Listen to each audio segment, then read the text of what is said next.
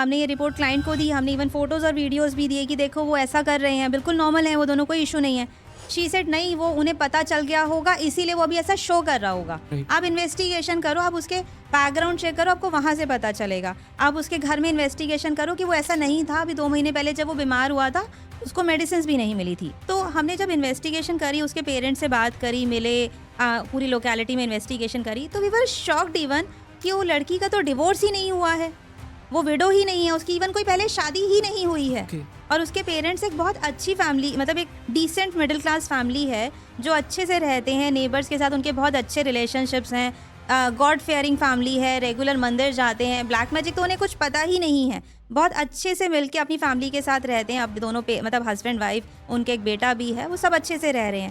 फिर हमने यहाँ पर गर्ल के पास इन्वेस्टिगेशन करी, मतलब हाँ वाइफ के पास दोबारा इन्वेस्टिगेशन करी। हम उसकी डोमेस्टिक हेल्प से मिले, जिस घर में वो रेंट पे रहते थे उसके लैंडलॉर्ड से मिले। उन्होंने हमें बताया कि ये लेडी और ये हस्बैंड बहुत अच्छी डिसेंट फैमिली है और बहुत अच्छे से यहाँ पर रहते हैं।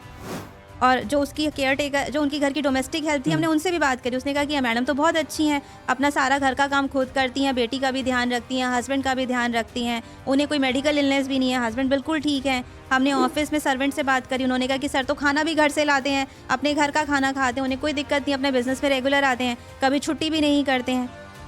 फिर उसके बाद हमारी टीम, हमारी एक फीमेल ऑपरेटिव उस लेडी से डायरेक्टली मिली जो उसकी दैट बॉय की वाइफ थी, उससे जाकर के मिली, उससे फ्रेंडशिप करी, उसे बोला कि हमें यहाँ पर फ्लैट लेना है, कैसे आसपास के लोग हैं। She was a very nice lady. उसने बातों बातों में पूछा कि आपके इन लॉज नहीं रहते, आप यहाँ पर क्यों अकेले क्यों रह रहे हो, आपकी छोटी बेटी है। तो शी ओनली टोल्ड कि मेरी मदर इन लॉ जो है उन्हें ऐसा लगता है कि मैं पागल हूँ और मैं सिर्फ पैसों के लिए उनके बेटे के साथ हूँ, जबकि ऐसा कुछ भी नहीं है। हम चाहते हैं उन्हें साथ में रखना, लेकिन वो हमारे साथ ही नहीं रहना चाहती हैं। वो हमेशा मुझे ही ब्लेम करती रहती हैं, मुझे ही कंडेम करती रहती हैं। ये कहती हैं कि मैं उसके साथ सिर्फ पैसों की वजह से रह रही हूँ, मैं उनके बेटे को और उनको जान से मार दूंगी क्योंकि मेरे पास बहुत सारी प्रॉपर्टीज़ हैं, इसीलिए हम उनसे सेपरेट होकर यहाँ पे रेंट पे रहते हैं, जबकि उनके पास अपनी बहुत प्रॉपर्टी है, चाहे तो हम आराम से उनके साथ रह सकते हैं।